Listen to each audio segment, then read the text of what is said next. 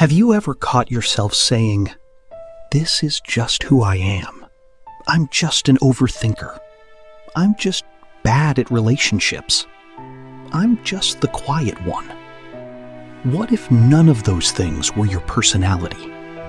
What if they were survival strategies, repeated so many times that they became your identity?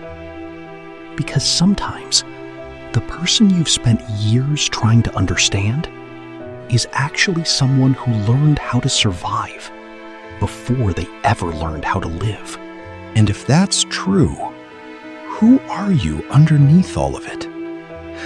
Maybe someone doesn't text you back for a few hours. Your mind immediately starts filling in the blanks. Did I say something wrong? Are they losing interest? Should I apologize? Nothing happened. Yet your body reacts as if something terrible already has. It's not the silence that hurts you. It's what your mind has learned to expect from it. Or maybe someone criticizes you, even gently. You instantly defend yourself. Or you go completely silent. Or you smile and pretend it doesn't bother you. Later, you replay the conversation 100 times. Most people think these reactions come from personality, but they usually come from somewhere much older. As children, we don't choose who we become. We adapt to whatever helps us survive. If home felt unpredictable, we learned to stay alert. If love had to be earned, we became people pleasers. If expressing emotions led to rejection, we stopped expressing them. If nobody came when we needed comfort, we learned to tell ourselves we didn't need anyone. At first, these behaviors protected us. They made difficult situations easier to survive. The problem is, our minds don't always realize the danger is over. So the survival strategy stays. Years later, it introduces itself as our personality. Pause for a moment. Think about the habit you defend the most. The one you explain by saying, "That's just how I am." Now ask yourself one question. When did I first become this way? Sometimes the answer isn't obvious, but the question alone can change how you see yourself. Because the brain isn't trying to make you happy, it's trying to keep you safe, even if the strategy it uses is no longer helping. This is why trauma can be so difficult to recognize. It doesn't always look dramatic. Sometimes it looks responsible. Sometimes it looks independent. Sometimes it looks like never asking for help. People praise you for being so mature, so calm, so selfless.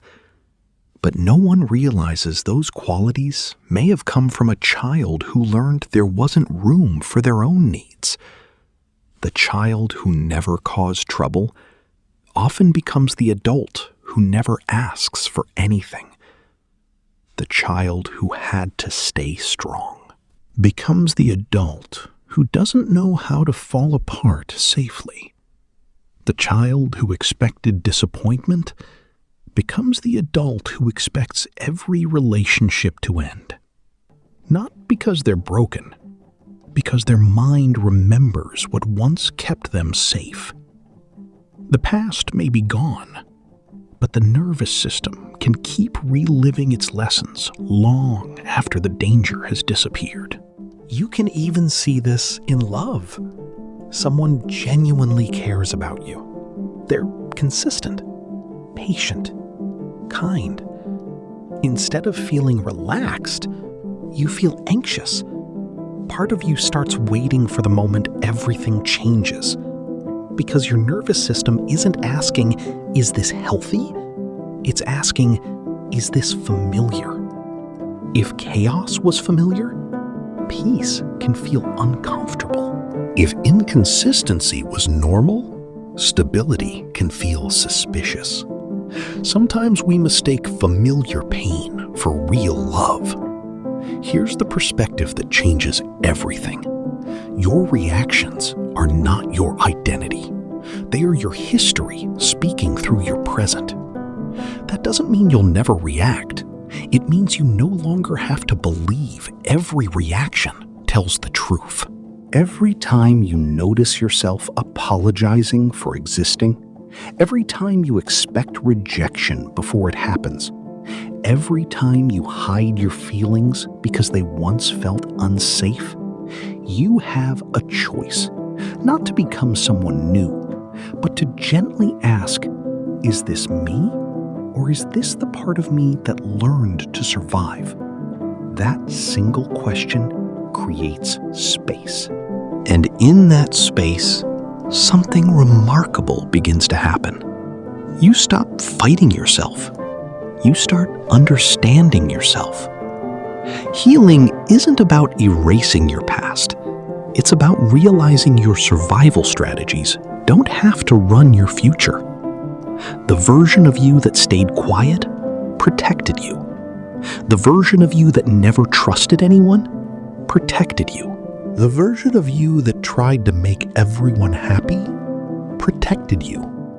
They deserve compassion, but they don't have to make every decision anymore. Because beneath the fear, beneath the habits, beneath the armor you've carried for years, there may be a version of yourself you've never truly met. Someone who doesn't have to earn love. Someone who doesn't have to expect danger. Someone who doesn't have to confuse survival with personality. So the next time you catch yourself saying, "This is just who I am," pause and ask instead, who did I have to become to feel safe? The answer might not change your past, but it could change the rest of your